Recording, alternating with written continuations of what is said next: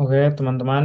Em, halo, perkenalkan nama saya Jovan Iskandar Ternimanda dari program studi akuntansi dengan NIM 101 eh, 60425100008. Di video kali ini saya akan menjelaskan tentang cara membuat jurnal umum hingga neraca saldo di Excel. Di sini adalah sudah tersedia akun-akun beserta nomornya akan digunakan. Jadi langkah pertama akan kita lakukan adalah menggabungkan nama akun dan nomor akun. Nah, untuk menggabungkan kita akan menggunakan rumus yang namanya concatenate. Kita masukkan nama akunnya, titik, tanda petik, spasi, spasi, tanda petik, titik koma. Nah, ini untuk memberikan spasi. Setelah itu baru kita masukkan nama akun, nomor akunnya. Kita enter, jadilah seperti ini. Dan ini tinggal kita tarik ke bawah saja. Selanjutnya, untuk videonya kita akan membuat jurnal umum. Jadi yang pertama kita harus masukkan tanggal di jurnal umum itu. Setelah itu keterangan. Setelah keterangan akun debit,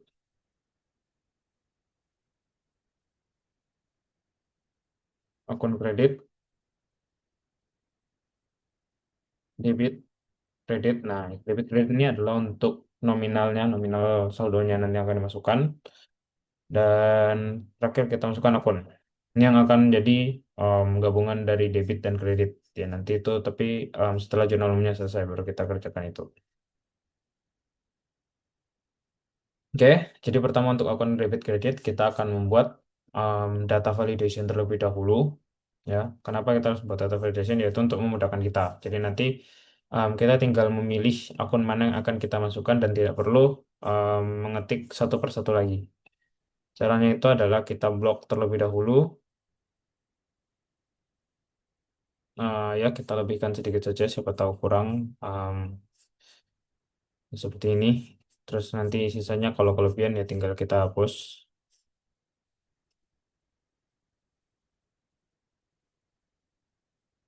Ya, seperti ini saja. Setelah itu kita masuk ke data validation, any value kita ganti dengan list. Dan untuk source-nya, kita balik ke tab pertama, tab source. Lalu kita gunakan yang ini. Oke, ya, jadi di sini kita tinggal memilih. Misalnya ini, kita mau pilih akun yang mana itu tinggal kita masukkan sendiri. Oke, tanpa berlama-lama lagi, langsung saja kita lihat di soal yang pertama atau di tanggal 1. Ini kita lihat, ini soalnya sudah dibuat di sini. Di sini ada berita acara tentang penyetoran modal, ya. Dan di sini penyetoran modalnya adalah dengan menggunakan rekening Bank Mandoro. Ya, senilai 100 juta, pengirim modalnya namanya Budi, dan penerimanya adalah CV Keren, ya, yang diwakili oleh orang yang namanya Joseph. 100 juta, jadi ini tinggal kita copy paste saja, kita masukkan di sini. Dan untuk keterangannya, kita tulis saja penyetoran modal. Penyetoran modal. Akun debitnya, kita akan memasukkan Bank Mandoro. Oh, maaf, kita tinggal gunakan ini saja. Bank Mandoro. Nih. Dan untuk kreditnya adalah dia akan berkurang di modal. Modal. Kenapa? Karena modal itu selalu bertambah di kredit dan Mandoro ini karena kita berhak atas pembelian modal tersebut yang sudah dikonversikan ke dalam akun Mandoro, maka aset kita bisa hitung sebagai aset dan aset selalu bertambah di debit. Untuk nominalnya tadi 100 juta, ini kita kasih koma supaya gampang. Ya, untuk akun kita kerjakan terakhir, ini penyetoran modal, keterangannya juga kita samakan karena masih dalam transaksi yang sama. Selanjutnya adalah transaksi di tanggal Em, 5. Di sini ada surat jalan pengiriman barang ya dari PT Lengkap kepada CV Keren, yang artinya kita membeli barang, tapi ini cantumkan invoice, di mana berarti kita masih berhutang kepada perusahaan yang memberikan. Ya. Jadi kita tulis saja em, peralatan dan perlengkapan, karena ini peralatan dan perlengkapan yang dibeli. Dan untuk kreditnya kita akan masukkan utang, karena utang selalu bertambah di kredit, dan juga em, perlengkapan dan peralatan karena kita sudah beli, sudah sampai kepada kita, sudah kita berhak atas barang tersebut, bisa dihitung aset dan aset sudah bertambah di debit.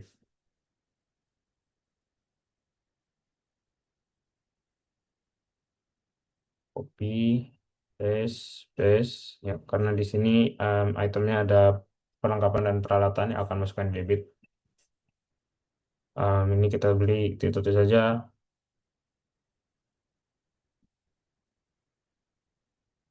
peralatan dan perlengkapan.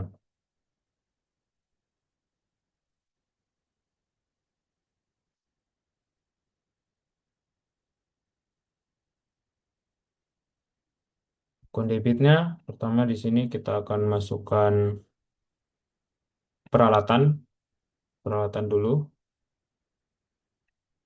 Lalu kedua ini kita masukkan perlengkapan, dan kreditnya akan utang, nah, seperti yang sudah saya jelaskan tadi. Untuk peralatan, nominalnya tadi 51.500.000.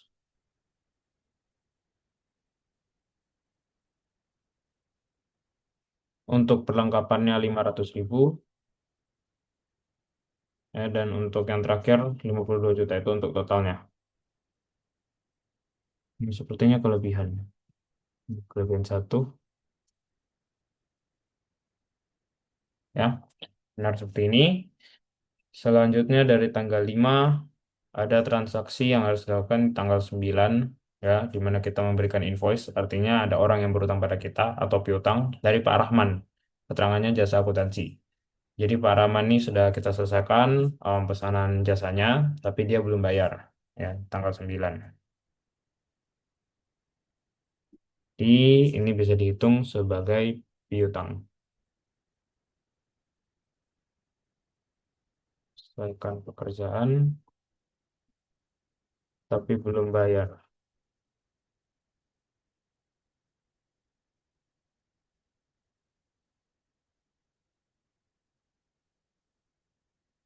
Jadi karena itu debitnya kita akan masukkan piutang,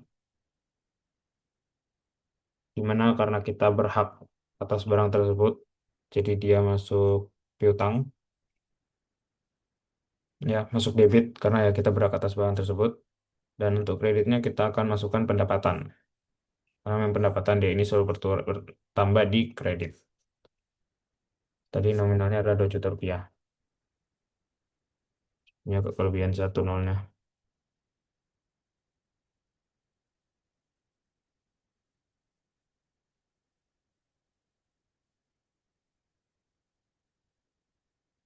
Selanjutnya, kita akan mengerjakan di tanggal selanjutnya,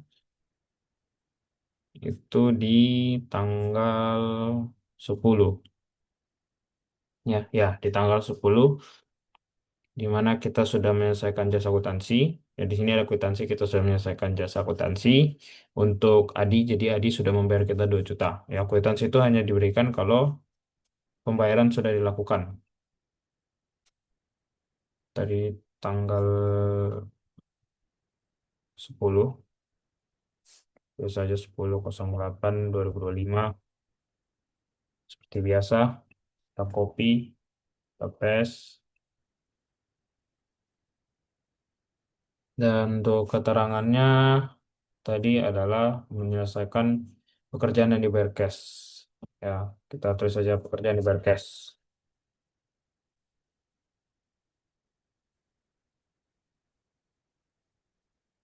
Ya, untuk akun debitnya akan kita masukkan kas tentunya, ya, karena kita sudah mendapatkan uang dari pendapatan yang kita lakukan, dan karena itu sudah kita lakukan, sudah kita kerjakan, itu bisa masuk ke pendapatan, dan pendapatan selalu bertambah di kredit.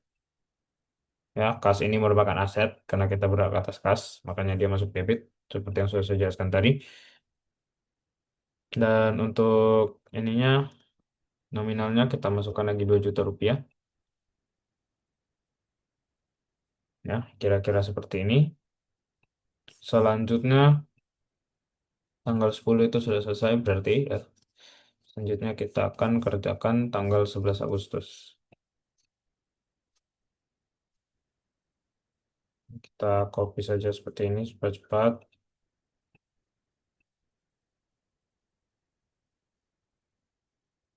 Ya, di sini di tanggal 11 Agustus adalah pembayaran jasa akuntansi dari Rahman, di mana Rahman ini pada tanggal 9 dia berutang kepada kita senilai 2 juta, ya dia baru bayar di tanggal 11, 2 juta rupiah.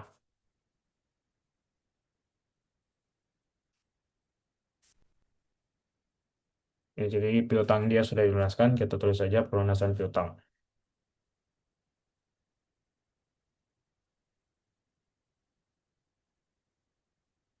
Seperti ini. Dan untuk debitnya, karena kita sudah menerima kas dari piutangnya itu, piutangnya sudah dibayarkan, jadi kita tulis saja kas. Kasnya masuk debit karena bertambah, dan piutang. Karena piutang ini berkurang, ya artinya dia masuk kredit, dan dia berkurang karena sudah dilunasi dan sudah dikonversikan menjadi kas. Nominalnya 2 juta. Setelah tanggal 11 kita akan mengerjakan yang tanggal 14.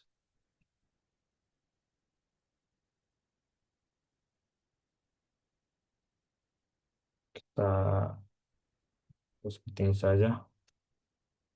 14.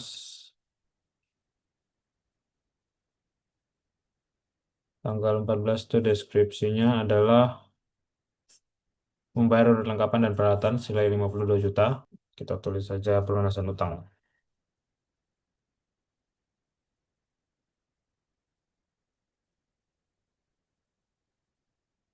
Utang, karena utang itu berkurang, bertambah di kredit, artinya dia berkurang itu di debit ya. Karena utangnya sudah kita lunasi, utangnya akan berkurang di debit. Dan ini kita bayar menggunakan kas senilai 52 juta.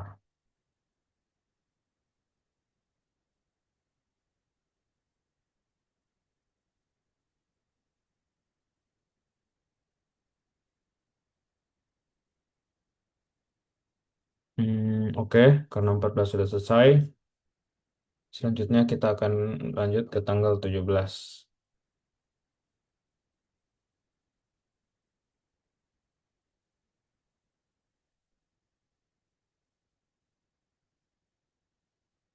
Jadi em, tanggal 17 ini ada kwitansi yang dikeluarkan dari PLN untuk pembayaran beban listrik, artinya kita sudah membayar beban listrik kepada PLN, ya sudah dikeluarkan kwitansi, artinya kita sudah bayar.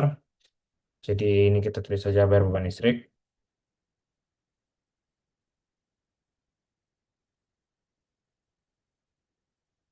Jadi beban itu dia selalu bertambah di debit, ya dia bertambah karena kita beli, kita bayar. Dan yang berkurang adalah kas. Nah, di mana kas itu selalu berkurang di kredit. Kas berkurang untuk bayar beban listrik, makanya kasnya berkurang. Terus untuk em, nominalnya adalah senilai 500.000. Dan saja supaya kita tidak usah lagi em, ngatur koma-komanya.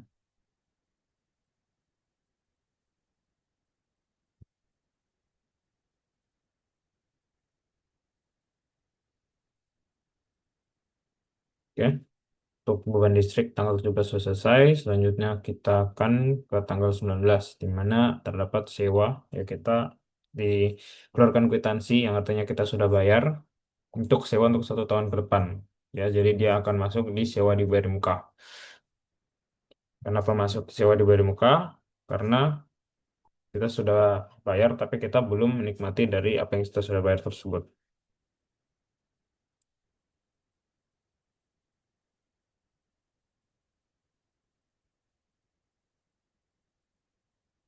seperti saja membayar sewa untuk 1 tahun.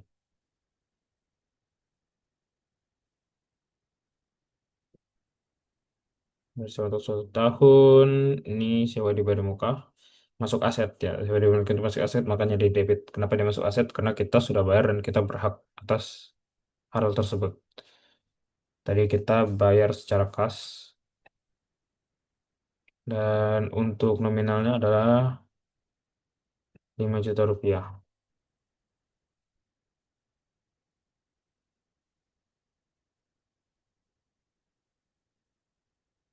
Ya benar 5 juta rupiah. Selanjutnya setelah tanggal 19, kita ke tanggal 20, di mana kita menerima uang senilai 2 juta rupiah dari Budi untuk jasa yang dilakukan belum depan. Ya, artinya sudah dibayarkan tapi kita belum melakukan jasa. Ya, makanya ini akan masuk ke dalam kewajiban, ya, di mana kewajiban itu pertama di kredit, ya, dengan nama akun pendapatan diterima di muka.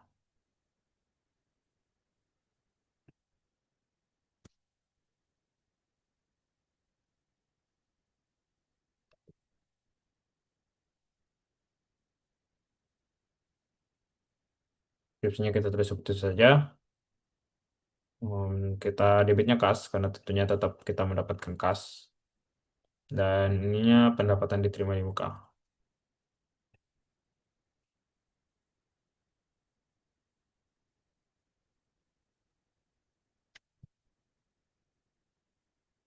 Untuk nominalnya tadi senilai 2 juta rupiah.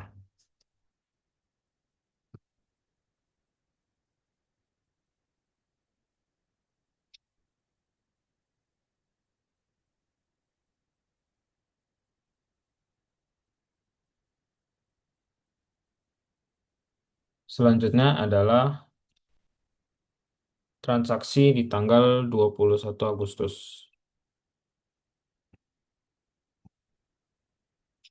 Satu, oh tadi ini saya belum tambahkan di sini ya untuk deskripsi transaksi tanggal 20. Untuk tanggal 21 itu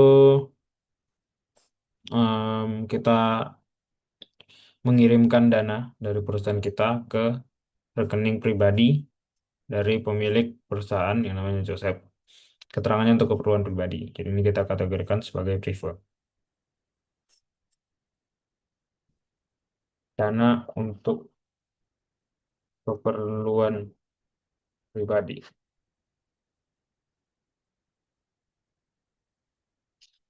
Dan untuk akun debitnya prefer, karena prefer dia selalu bertambah di debit. Kasnya akan masuk di kredit. Tapi tadi karena ini dari Mangondoro, salah jadi bukan di kas. Harusnya dia em, kreditnya ada di Bank Mandoro. Nih.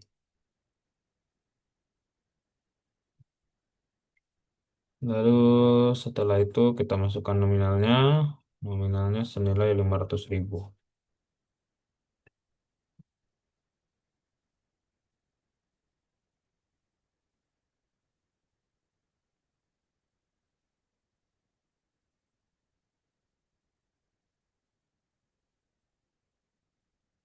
Setelah itu em, kita akan melanjutkan di tanggal berikutnya, tanggal 25, ya, pembagian dividen. Ya, ini kita menerima, yang menerima adalah Budi, ya. Kita mengirim kepada Budi yang menyetorkan modal awal tadi di tanggal 1. Ya, jadi dividen itu adalah pembagian pendapatan yang dilakukan perusahaan terhadap pemegang-pemegang saham. Jadi ini lewat Bank Mandoro, kita masukkan saja ini tanggal 25.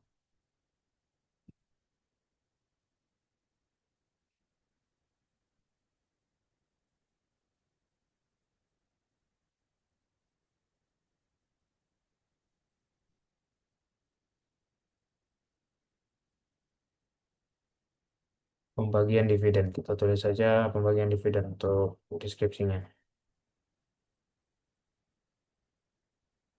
Nah, jadi untuk bagian debit di pembagian dividen kita akan masukkan tentunya em, dividen karena dividen itu termasuk dalam ekuitas dan ekuitas itu memang selalu berkurang itu di debit ya karena ini dividennya diberikan jadi dividennya berkurang dan em, yang berkurang di sini adalah Mandoro karena tadi itu tentunya ditransfer dari Bank Mandoro dan untuk nominalnya tadi 1 juta rupiah.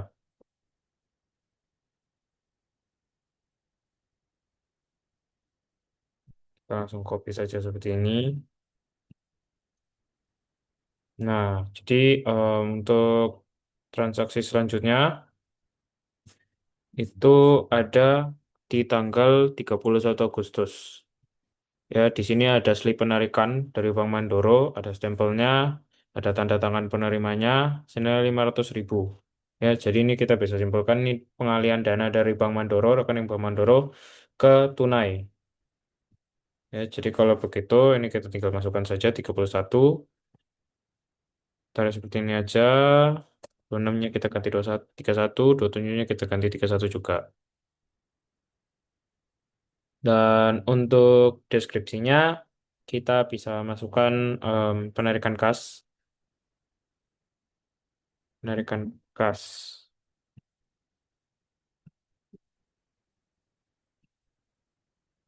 Oke, penarikan kas. Dan untuk debitnya tentunya karena kasnya bertambah, kita langsung masukkan saja kas. Kreditnya kita masukkan Bank Mandoro. Karena berpindah dari Bank Mandoro, yang artinya membuat Bank Mandoro berkurang, dan dialihkan ke kas yang membuat kas bertambah. Dan untuk nominalnya tadi sebesar 500.000 rupiah.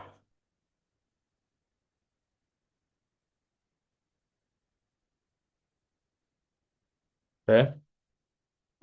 Sesudah kita selesai membuat jurnal umum, saatnya kita mengerjakan yang di bagian akun. Tadi tidak sengaja terhapus. Nah, di bagian akun kita harus menggunakan rumus if. Karena kenapa? Karena kita akan menggabungkan akun debit dan akun kredit. Jadi rumusnya itu kira-kira seperti ini. If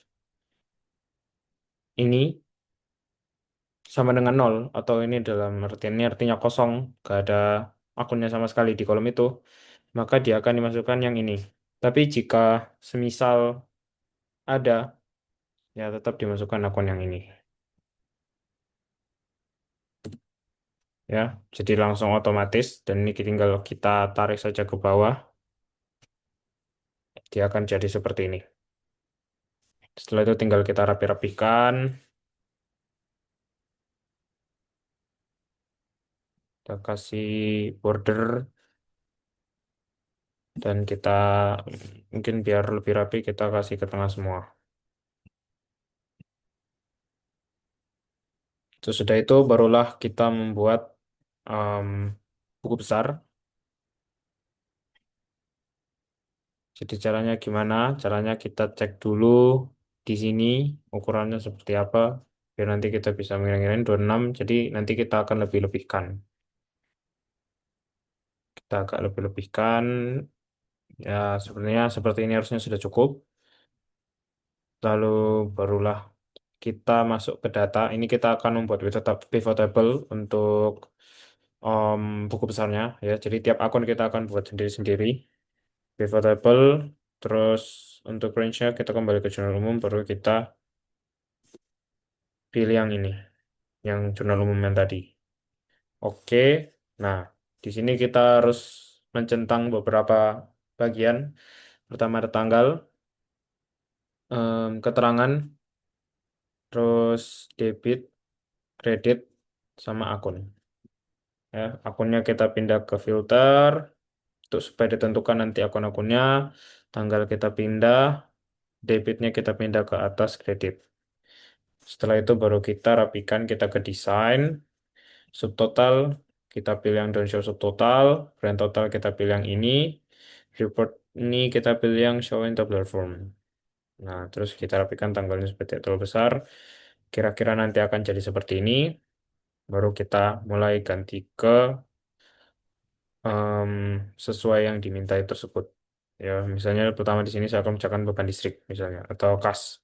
Misalnya di sini saya akan mengerjakan kas. Sesudah itu kita akan membuat total saldo debit dan saldo kreditnya. Caranya itu adalah kita buka pivot table analyze, kita pilih yang ini, kita pilih ini, field satu kita ganti, kita tulis saja saldo debit. Formulanya kita menggunakan if, ya. If misalnya dalam buku besar itu jika ada debit dan kredit dan debitnya lebih besar daripada kredit, maka debit harus mengurangi kredit dan ya nominalnya itu jumlah angkanya itu akan masuk di kolom debit.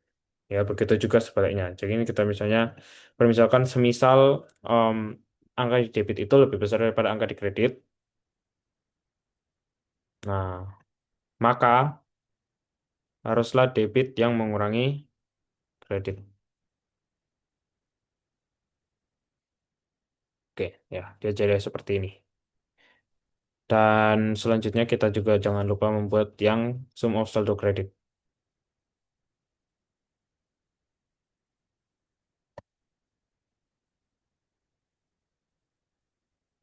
Saldo kredit, kita pakai rumus yang tadi, if kali ini kredit ya, kurang lebih besar daripada debit, maka kredit yang dikurangi dengan debit.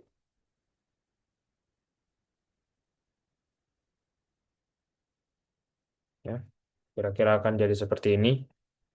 Kenapa dia ujung-ujungnya ada di saldo kredit? Karena memang kreditnya itu lebih banyak daripada saldo debit.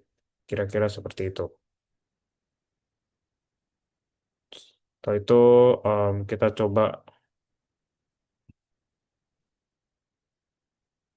ganti nominalnya ini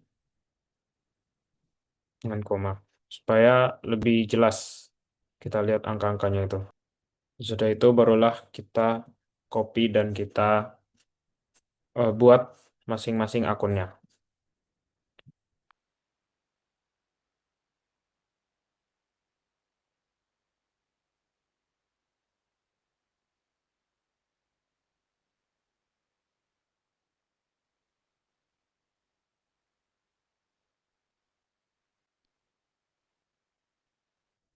Ya, bisa kita lihat ini setiap akun sudah kita buat buku besarnya, saya diberi muka, prive, utang, dan lain-lain.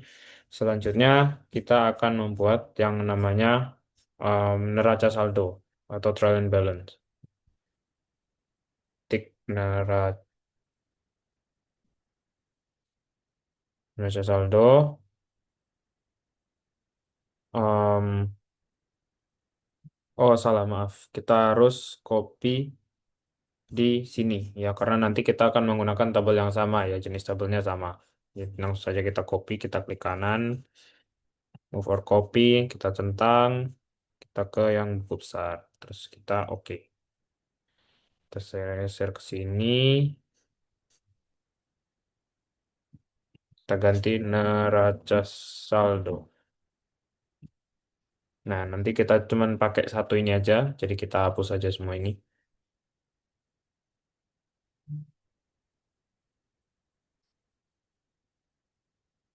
Hapus, oh, hapus.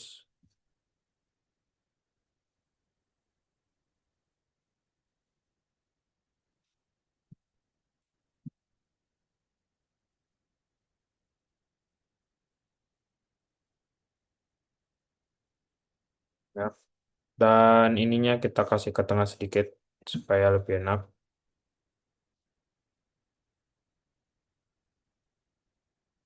Ya, kira-kira seperti ini. Dan selanjutnya kita akan hilangkan beberapa bagian karena di neraca saldo kita tidak memerlukan tanggal, keterangan, kita cuma membutuhkan akun debit kredit tidak usah. Ya, jadi akun saldo debit, saldo kredit, akunnya kita pindah ke sini. Debit dan akunnya kita kasih all. Setelah itu baru kita totalkan secara mandiri, ya, sum. Kita pakai rumus sum untuk mentotalkan 6 jumlah banyak. Kita enter, ini juga kita sum,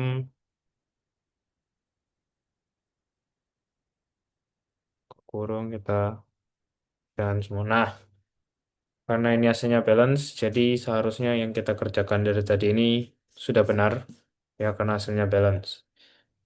Oke, sekiranya itulah video saya tentang cara membuat buku jurnal umum hingga neraca saldo di Excel. Semoga bermanfaat dan terima kasih sudah mendengarkan.